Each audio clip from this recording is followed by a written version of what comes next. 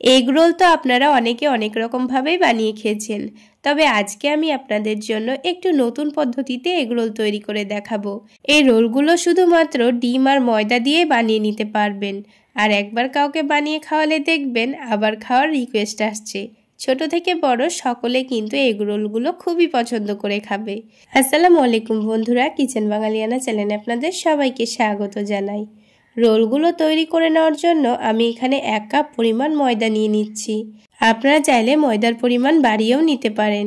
এবার এখানে সামান্য পরিমাণ লবণ আর সামান্য পরিমাণ চিনি দিয়ে দিচ্ছি। এবার একটু শুকনো উপকরণগুলোকে চামচের সাহায্যে মিশিয়ে নিচ্ছি। তারপর এখানে অল্প অল্প করে পানি দিয়ে একটা ডো মেখে নিতে হবে। পানিটা আবার একেবারে দিয়ে ফেলা যাবে না, তা না হলে ময়দার ডোটা অনেকটাই নরম হয়ে যেতে পারে। তাই বারে বারে অল্প অল্প করে পানি দিয়ে ডোটা মেখে নিতে হবে। কিছুক্ষণ ডোটাকে খুব সফট করে মেখে নিয়েছি। এবার এই ডোটাকে ঢাকনা দিয়ে ঢেকে 10 মিনিটের মতো রেস্টে রেখে দেব। তার মধ্যে আগে থেকে 4টে ডিম সেদ্ধ করে নিয়েছি। এবার এই ডিমগুলোর খোসাটাকে ভালোভাবে ছাড়িয়ে নেব। সবগুলো ডিমের খোসা ছাড়িয়ে নেওয়ার পর একটু ভালোভাবে ধুয়ে নিয়েছি। এবার এই ডিমগুলোকে আমি ছোট ছোট পিস পিস করে কেটে নিচ্ছি। আপনারা দেখে নিশ্চয়ই বুঝতে পারছেন আমি এগুলোকে একেবারে ছোট ছোট পিস করে কেটে নিয়েছি। এবার এই ডিমগুলোকে একটা প্লেটের মধ্যে নামিয়ে রাখবো। রেখে পেঁয়াজ কাঁচামরিচ একটু কেটে নেব।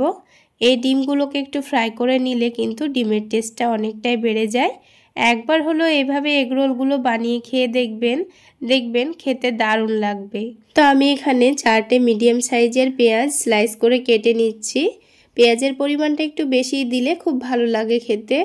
এবার এখানে ঝালের জন্য পরিমাণ মতো কাঁচামরিচ নিয়েছি। 3টে ছোট সাইজের কাঁচামরিচ নিয়েছি, আপনারা আপনাদের পরিমাণ মতো নিয়ে নেবেন। আর অল্প একটু ধনেপাতাও কেটে নিয়েছি।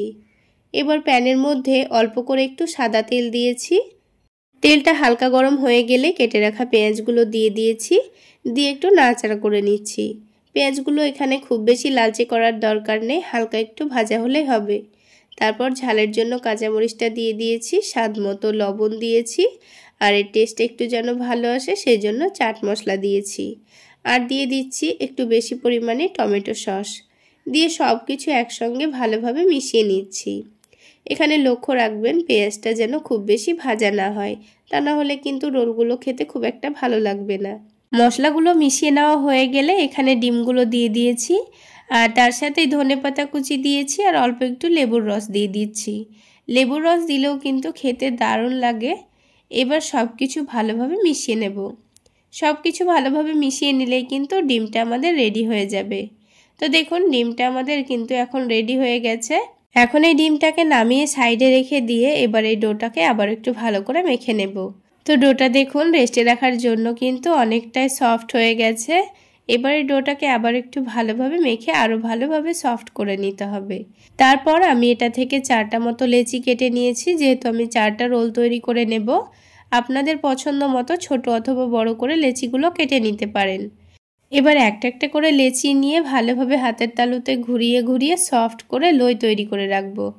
তারপরে একটা একটা করে পাতলা করে রুটি বেলে নেব। তো অল্প করে ময়দা ছড়িয়ে দিয়ে একটু পাতলা করে বড় করে রুটিটা বেলে নিয়েছি। তারপর এক্সট্রা ময়দাটা ঝেড়ে নিয়ে এবার এটাকে একটা প্লেটের মধ্যে রাখবো। তো এইভাবে করেই 4টা লেচি থেকে প্রথমে 4টা রুটি বেলে নিব। তাহলে রোলগুলো একসঙ্গে তৈরি করতে খুবই সুবিধা হবে। এবারে রুটিগুলোকে হালকা হালকা করে একটু সেকে তুলে রাখতে হবে। তার জন্য তাওয়াটাকে হালকা একটু গরম করে নিয়েছি। এবার এই রুটিটাকে উল্টে পাল্টে সেকে রাখবো। রুটিটা যেন খুব বেশি না ফুলে যায় সেদিকে লক্ষ্য রাখতে হবে।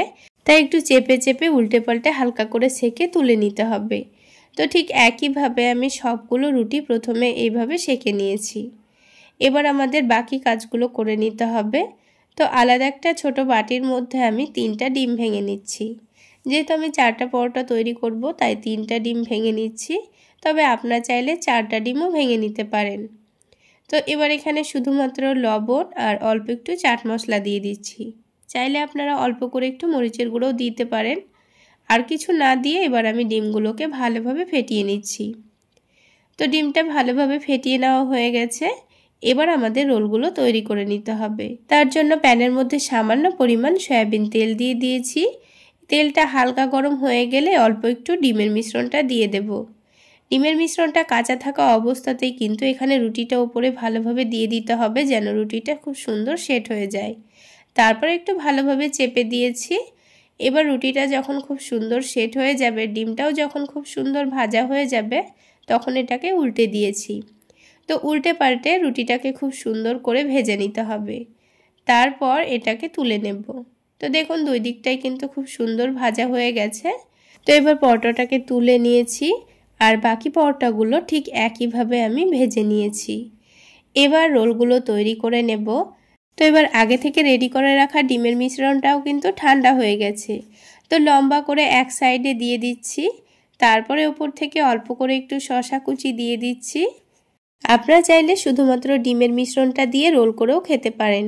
তো আমি অল্প করে একটু শসা কুচি আর টমেটো সস দিয়ে দিচ্ছি, তাহলে রোলগুলো খেতে বেশি ভালো লাগবে। এবার খুব সুন্দর করে এটাকে রোল করে নিতে হবে। চাইলে আপনারা এখানে অল্প একটু কাঁচা পেঁয়াজও দিতে পারেন, তো আমি দিলাম না। এবার এটাকে একটা কাগজ দিয়ে ভালোভাবে মুড়িয়ে নিতে হবে। তো আমি বাড়িতেই লেখালেখি করার যে কাগজ ছিল সেটা দিয়ে খুব সুন্দর করে মুড়িয়ে নেব। একেবারে দোকানের মতো করে রেডি করে নিয়েছি, যেন খেতে এটা সুবিধা হয়। তো দেখুন বন্ধুরা, পারফেক্ট কিন্তু এগ রোল আমাদের রেডি। একটু অন্যরকম টেস্ট, আর খেতেও কিন্তু দারুণ লাগে। চাইলে একবার হলো বানিয়ে খেয়ে দেখবেন, আর আমাকে অবশ্যই কমেন্টে জানাবেন খেতে কেমন হয়েছিল।